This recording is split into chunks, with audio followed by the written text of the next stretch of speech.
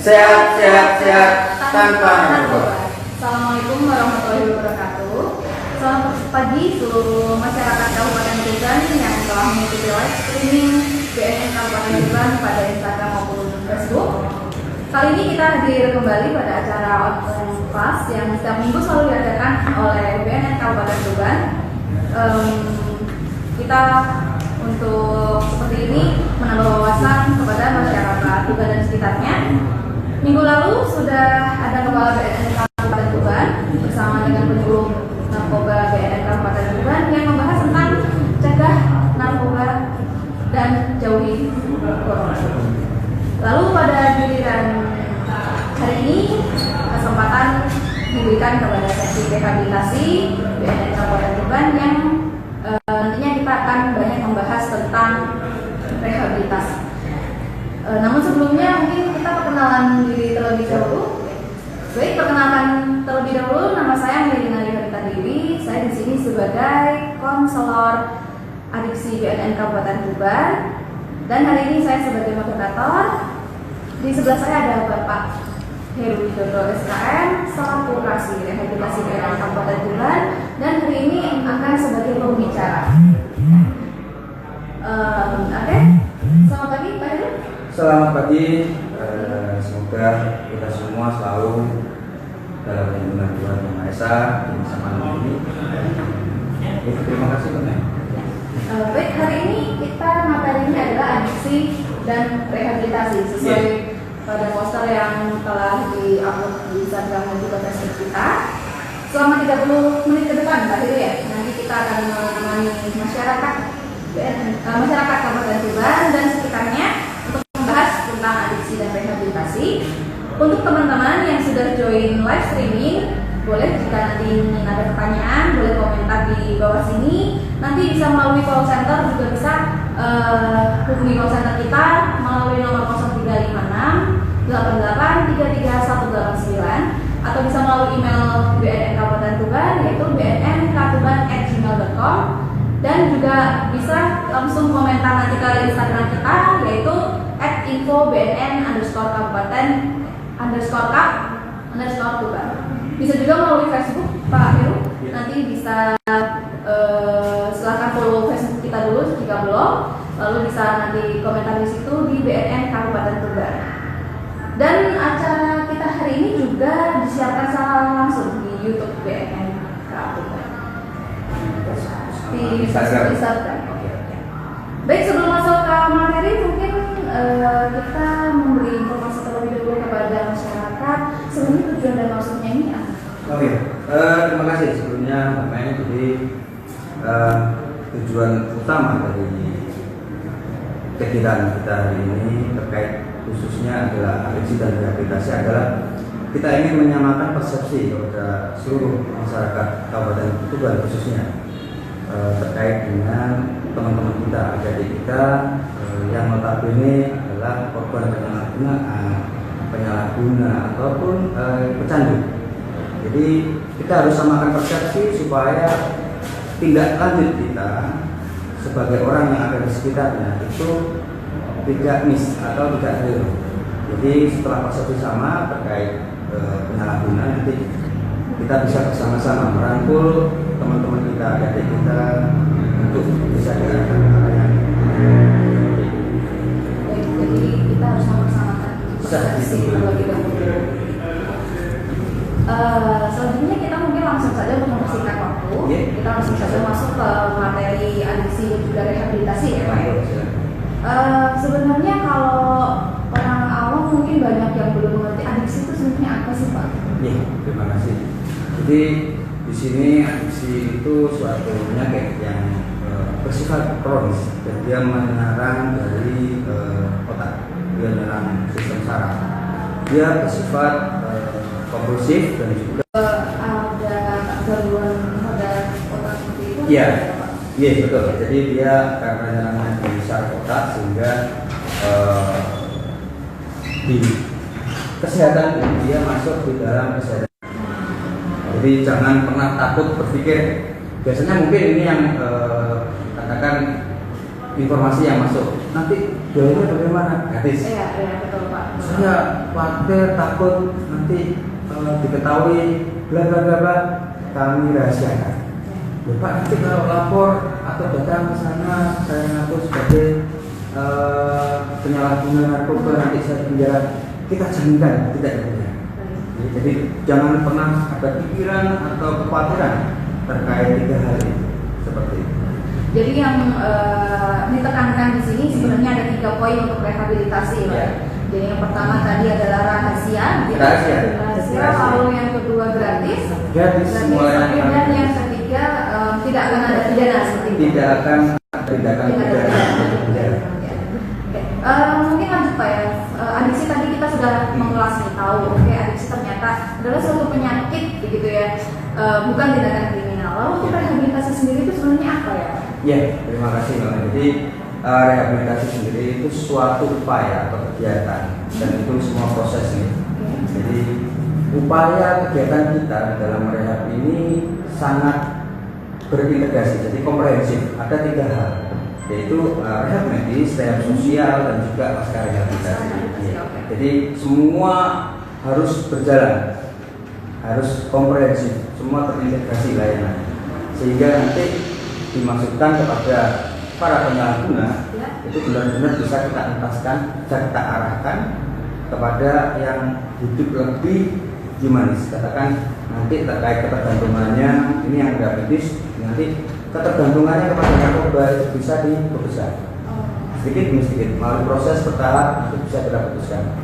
Terkait rehab sosial, nanti bagaimana kepada yang bersangkutan itu nanti bisa berfungsi sosial kembali ke masyarakat. Kita kembalikan ke keluarga, kita kembalikan ke masyarakat. Terkait pasca rehab, nanti melalui diskusi kami atau selama kegiatan konseling dalam giat rehabilitasi itu kita akan menanyakan dia hobinya arahnya kemana. Nanti kita akan memberikan soft skill di situ, baiknya seperti apa, sehingga nanti dia bisa produktif. Ya, jadi itu paket lengkap. Tidak bisa kita satu saja ada medis, ada sosial, itu bisa. Jadi itu tahapan dan komprehensif terintegrasi lain. Seperti itu. Jadi rehabilitasi itu adalah rehabilitasi berkelanjutan, ya Pak. Tidak hanya oke kita selesai aja dari rehabilitasi, ternyata ada pasca rehabilitasi setelah itu. Akan tapi hubungan kita mulai dari klien kita yang pertama sampai saat ini pun tetap berhubungan. Masih ada hubungan. Iya. Bahkan kami persilakan kalau mau main ke sini silakan. Ya. Pintu kami selalu terbuka. Pengen konsultasi, nomor kami juga sudah diketahui oleh teman-teman klien kita, sehingga katakan mereka kan sangat rentan untuk bisa kembali lagi materi karena tadi sesuai sifat atau adiksi tadi itu adalah mereka sangat kompulsif, mereka sangat rentan dan berisiko untuk bisa kambuh lagi, sehingga katakan pada kondisi tertentu klien kita pengen konsultasi silakan. Jadi setelah selesai rehabilitasi kita masih bisa komunikasi, tidak terputus. Hanya pelaksanaan program saja. Betul. Dari klien yang pertama sampai sekarang kita masih bahkan ini ada cerita bagus. Di situ dia Pak, terima kasih Pak, sembah nuwun. Kalau jenengan enggak tanya kabar saya, enggak menghubungi saya, mungkin saya akan terjerumus kembali. bisa jadi saya akan pakai lagi. Jadi hal-hal yang katakan hanya bersifat say saja kepada teman-teman klien itu akan mengingatkan kembali kepada bagaimana susahnya mereka membangun. Mereka membangun bagaimana dulu bisa dari yang menggunakan bisa tanpa menggunakan. Seperti itu. Jadi sangat kita menimbulkan simpati begitu Pak ya, Iya. itu sangat berpengaruh besar terhadap Sangat berpengaruh besar. Lalu kita sudah bahas adiksi, rehabilitasi, sebenarnya dasar hukumnya apa ya Pak? Jadi tetap kita di Undang-Undang Narkotika, jadi nomor 35 tahun 2009, di situ di pasal 54 dan 55. Jadi memang kepada para penyelenggara itu pun bisa mengatakan. Oke. Jadi memang wajib untuk rehabilitasi bagi yang melakukan usaha ya Pak.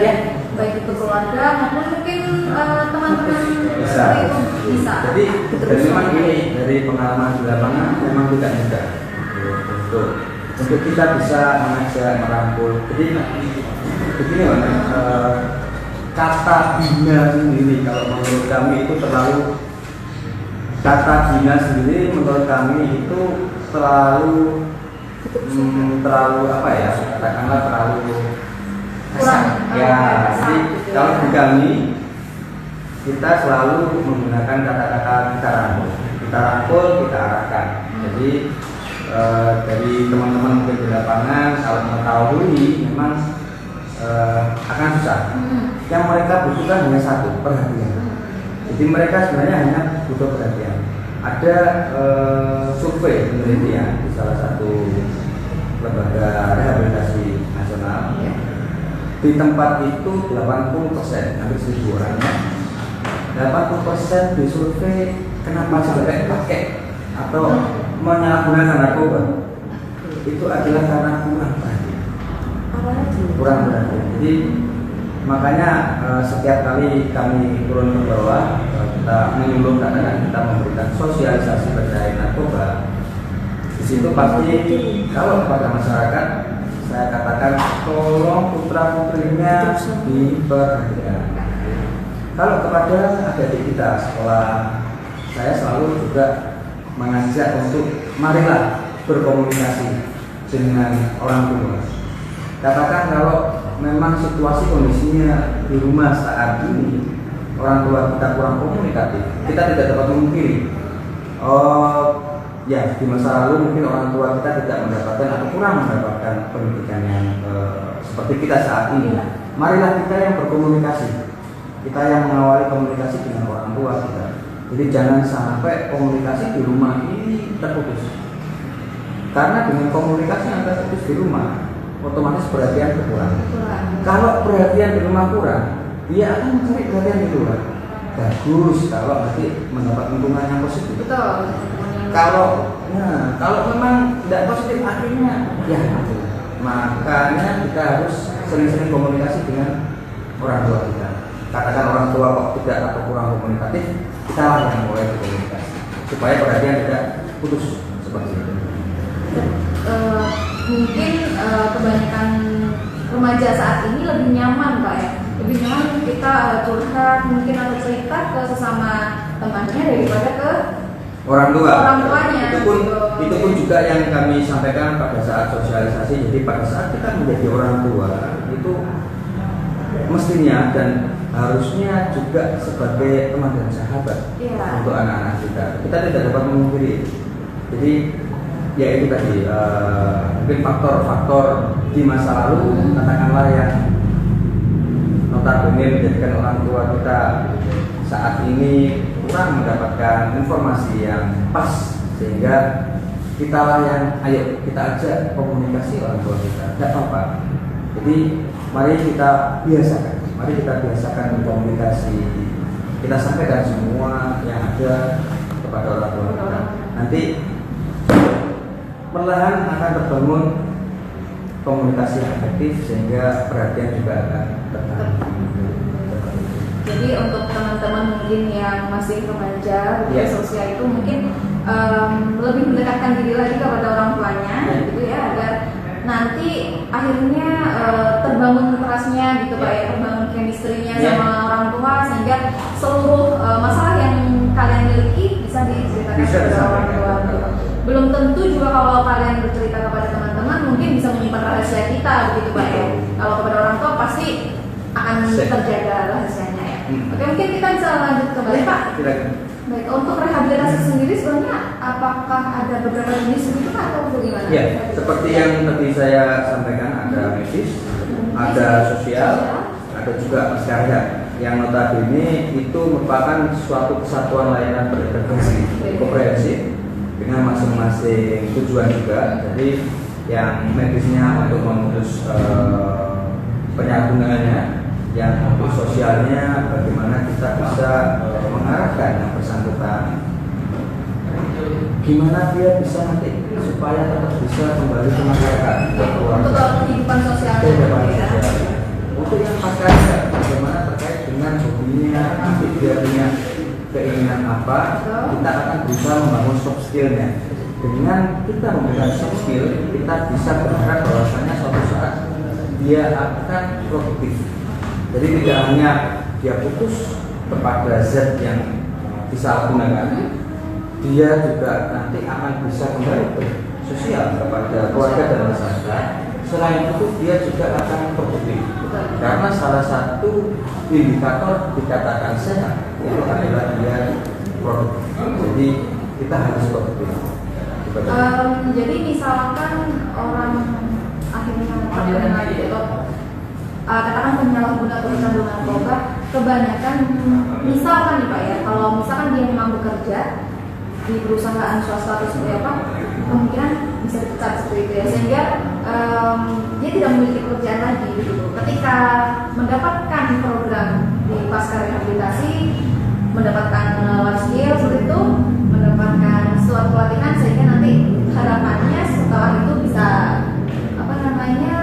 melakukan kegiatan setelah itu gitu. Kalau dari kami, terima kasih. Jadi seperti prinsip kami yang kami sampaikan tadi, begitu kita rahasiakan. Jadi ini katakan gini, ada orang datang ke kami, dia datang secara sukarela, itu pasti kami mungkin mau dia posisinya apapun, entah itu swasta, negeri atau apa, kita pasti akan kita rahasiakan. Itu sudah menjadi etika kan. Jadi pasti kita rahasiakan. Tapi kalau yang disampaikan oleh Mbak Mei, mungkin kalau memang dia datang dan diketahui apakah ini memang dia mohon maaf, apakah ada penggerbekan atau apa, itu bisa saja. Tapi kalau harapan kami sebelum terjadi hal itu, makanya kami tegaskan selalu kepada masyarakat, monggo silakan datang secara sukarela, rahasia, gratis, dan tidak dipenjara, itu jaminan kami. Jadi jangan sampai jenengan merasa nyaman-nyaman saja, nanti ya harapan kami sih jangan sampai nanti keduluan penggerbekan. Seperti itu. Jadi setiap masyarakat secara sukarela datang ke kantor kita, jadi ada klinik, kita ada klinik pertama Pak ya, klinik pertama yang membuka bisa untuk mengikuti rehabilitasi. Gitu ya. Lalu orang-orang pasti akan bertanya sebetulnya seperti apa itu alurnya untuk rehabilitasi. Jadi kalau di kami memang jadi seperti yang baru saja saya sampaikan, jadi datang di tempat kami itu ada beberapa macam cara. Yang pertama secara sukarela, secara sukarela karena itu pasti kita rahasiakan. Ada lagi mungkin dari penangkapan, dari penangkapan teman-teman seksi pemberantasan ataupun dari teman-teman Sat Narkoba Polres. Jadi itu kemungkinan bisa dengan barang bukti ataupun bukan, atau tanpa barang bukti. Katakan dengan barang bukti, maka itu istilahnya proses asesmen. Proses asesmen. Dari kedatangan itu nanti akan kami asesmen. Dari proses asesmen nanti akan diketahui historical penggunaannya, dan dia termasuk hanya coba pakai atau sudah katakan dalam tahapan yang sedang dia sudah pakai tapi belum pas, ataupun bahkan sudah menjadi ketergantungan dia sangat pas. Dan ini ada indikatornya, katakan tapi yang narkoba non suntik tentunya, yang narkoba non suntik. Jadi dia 1-4 kali dalam 1 tahun dia hanya terapi singkat, hanya konsultasi singkat. Katakan dia 5-49 kali dalam 1 tahun, kita akan rawat jalan, rehabilitasi rawat jalan itu sekitar 2 bulan. Ada juga yang di atas 49, jadi 50 kali ke atas dalam 1 tahun, maka dia harus direhabilitasi rawat inap. Karena sudah ketergantungan. Iya, sangat. Ya sudah tergantung parah ketergantungan, sehingga dia harus dirawat inap setidaknya selama 6 bulan. Tapi itu secara prosedural. Kenyataan di lapangan kenyataan di lapangan kami melaksanakannya sampai benar-benar kita ada penilaian juga. Apakah yang bersangkutan ini sudah bisa untuk kita lepas gitu kan? Apakah yang bersangkutan ini bisa kita kembalikan ke keluarga ke masyarakat seperti itu. Sehingga dari tahapan tadi kenyataan di lapangan mungkin prosedurnya 2 bulan atau 6 bulan. Di kami tidak akan mengembalikan sebelum penilaian kami berakhir. Jadi kadang katakan yang misal kita mainnya ada 12 sudah berbulan ini, di situ pun secara prosedur kan memang rawat jalan semua 2 bulan. Tapi kadang di kenyataan lapangan kita baru mengembalikan ke masyarakat setelah 2,5 bulan, setelah 3 bulan seperti itu. Tidak pas begitu Pak? Iya. Tergantung. Kembali ke, dan itu sebenarnya kembali ke niatan. Iya. Seberapa kuat komitmen dan niatan klien kita. Jadi kalau memang biasanya niatan kuat untuk tidak akan kembali lagi, maka semakin cepat proses rehabilitasinya. Seperti itu. Jadi untuk rehabilitasi sendiri teman-teman bisa kita simpulkan dari penjelasan Pak Dewi tadi bahwa rehabilitasi sebenarnya ada 2 begitu Pak ya. Ada rehabilitasi rawat jalan yang di klinik kita saat ini dan juga rehabilitasi rawat inap. Untuk saat ini rehabilitasi rawat inap kita bisa di mana nih Pak? Mungkin kalau masyarakat Tuban di sini kalau rehabilitasi rawat jalan bisa di kantor BNN Tuban, baik di klinik kita. Lalu kalau misalkan sudah terlanjur parah dan sampai ketergantungan tadi, mungkin mereka pengen rawat inap di mana kira-kira rawat inap? Jadi katakan kalau ada yang datang ke tempat kita, jadi dari hasil asesmen katakan dia termasuk ketergantungan, sehingga harus tidak lanjutnya adalah rawat inap, maka kami rujukan. Kalau yang terdekat adalah di Menur. Di rumah sakit jiwa di Surabaya. Di Surabaya. Jadi mungkin teman-teman bertanya, Pak, di rumah sakit jiwa kembali ke awal tadi. Jadi dia termasuk masalah kesehatan dan yang diserang adalah saraf, adalah otak. Sehingga di struktur kesehatan juga dia masuk kepada kesehatan jiwa. Tindak lanjutnya juga sama. Sehingga kalau ada yang kecanduan parah, kita akan merujukkannya ke yang terdekat rumah sakit menurut Juanda. Ada pilihan yang lain, ada di Lawang juga ada pun yang katakan dia sosial dan bersifat komponen masyarakat, sehingga swasta itu ada juga. Yang swasta pun ada yang juga bekerja sama dengan BNN. Yang saya ketahui dan pernah saya rujukan satu di ada. Jadi di Batu. Terus ada yang pernah kita asesmen keluarganya ke sini, kita asesmen ternyata memang dari penggunaan historikalnya dia masuk ke pecandu dan ketergantungan seperti itu. Baik, mungkin diskusinya kita itu dulu Pak, kita berikan sementara. Mungkin jika ada teman-teman di yang ikut live dengan kita, silakan jika mau bertanya. Mungkin ada beberapa pertanyaan yang bisa dijawab oleh Bapak Heru sebagai narasumber saat ini. Karena belum ada pertanyaan, kita mungkin bisa lanjutkan kembali atau Jadi tadi kita bahas tentang misalkan ada seseorang yang menggunakan narkoba lalu kena drogel dan akhirnya nanti dia sebenarnya cuma penyalahguna, bukan bandar atau Medan, lalu dia juga menginginkan untuk rehabilitasi, itu seperti apa Pak sebenarnya? Terima kasih. Jadi sebagai informasi kepada seluruh masyarakat Kabupaten Tuban, apabila keluarga, tetangga ataupun temannya ada yang katakan mengalami musibah penggerbekan dengan atau tanpa barang bukti. Katakan kalau tanpa barang bukti, dia pasti diarahkan ke kami karena tidak ada barang bukti.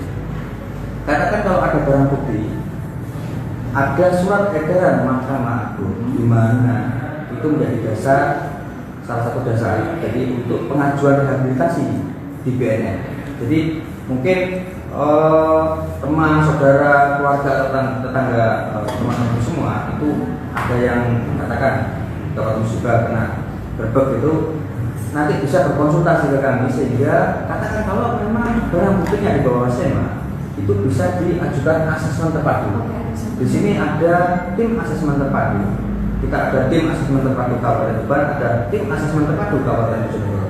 Untuk anggotanya sendiri ada 5 orang.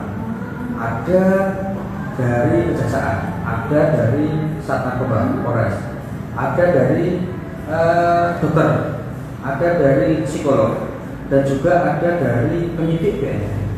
Kita nanti akan bekerja sesuai dengan tupoksi yang ada, akan mengasesmen yang bersangkutan. Apabila memang dia terbukti tidak katakan tidak menjadi pengedar, katakan tidak menjadi pengedar atau penjual, katakan, maka bisa diajukan atau dapat keluar rekomendasi rehabilitasi seperti itu. Jadi tolong masyarakat Kabupaten Tuban apabila memang ada teman, saudara, tetangga yang dapat musibah bisa berkonsultasi, silakan.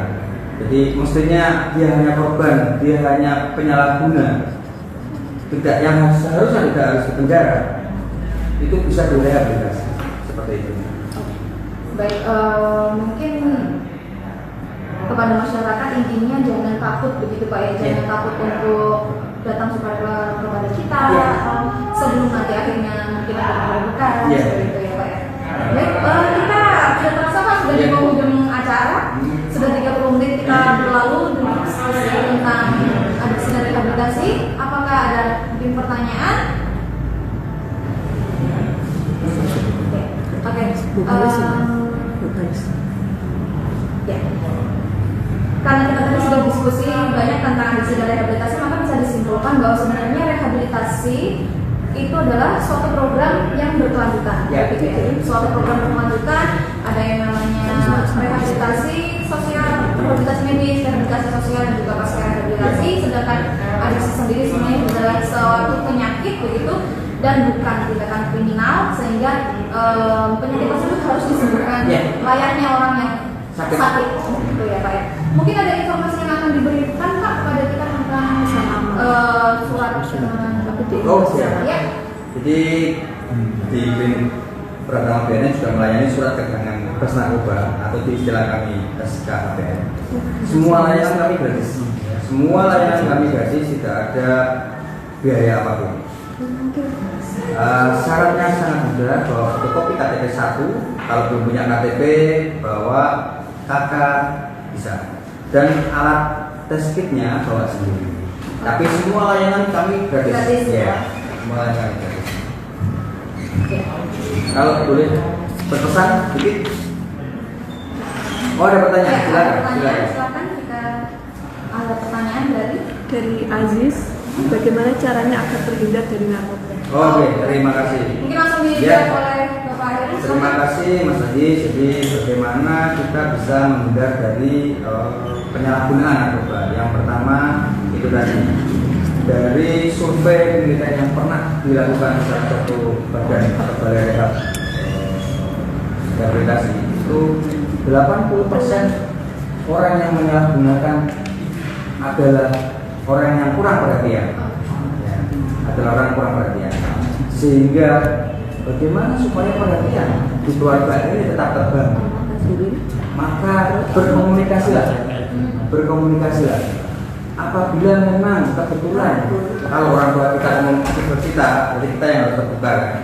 Tapi apabila memang kebetulan orang tua kita ternyata belum komunikatif kepada kita, maka ayo kita lah komunikatif kepada orang tua kita dengan pembangunan atau katakan mencoba berkomunikasi dengan orang tua kita, otomatis akan terbentuk suatu chemistry sehingga perhatian akan terbentuk. Kalau tanpa itu semua ujung-ujungnya adalah perhatian kurang, sehingga akan mencari perhatian di luar. Kepada orang tua pun tolong, kita orang tua bukan hanya orang tua, tapi kita harus bisa menjadi teman dan sahabat, sehingga lebih perhatikan kepada putra-putrinya, sehingga tidak mencari perhatian di luar. Kalau toh pun harus berhubungan dengan atau mencari perhatian di luar, maka carilah teman-teman yang baik, yang positif. Itu yang pertama. Yang kedua, beraktivitas. beraktivitas di sini tolong beraktivitas yang positif. Carilah teman-teman yang berkegiatan positif.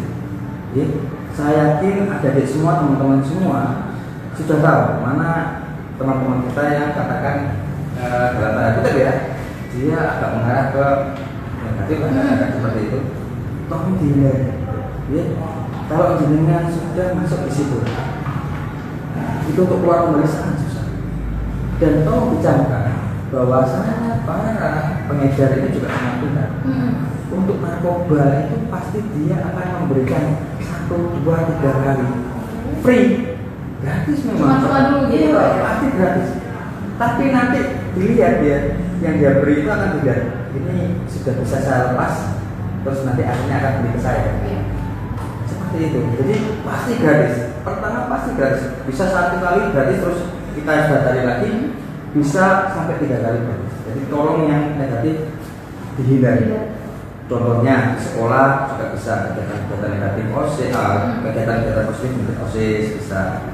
Mungkin kalau di masyarakat Karang Taruna atau mungkin IPNU bisa. Menyalurkan hobinya begitu Pak. Hobinya tapi yang positif, hobi yang positif. Jadi banyak kegiatan-kegiatan positif yang bisa kita lakukan.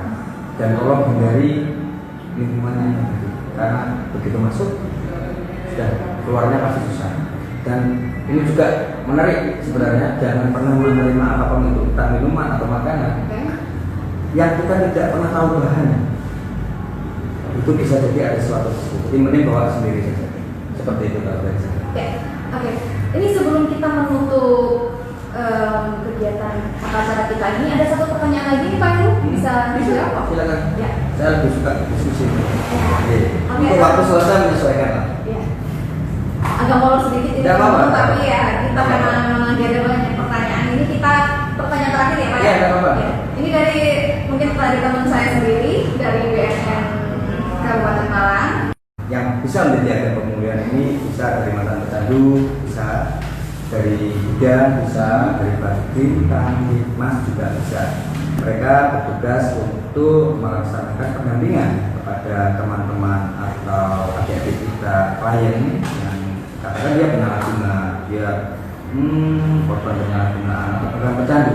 Jadi dia menjadi kepanjangan tangan kita dalam mendampingi teman-teman adik-adik klien kita.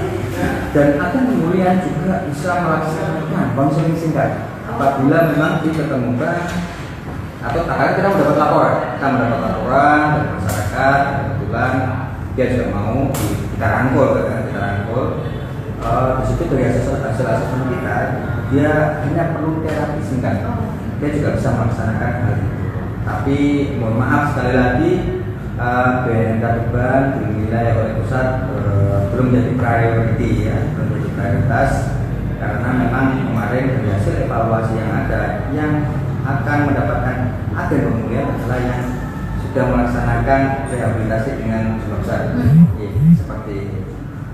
Mungkin Malang dapat mungkin ya. Ya, mungkin di Malang sudah Batu ya, Ya. Batu juga dapat. Terima kasih Mbak Luki perhatiannya. Ya, terima kasih Mbak Luki.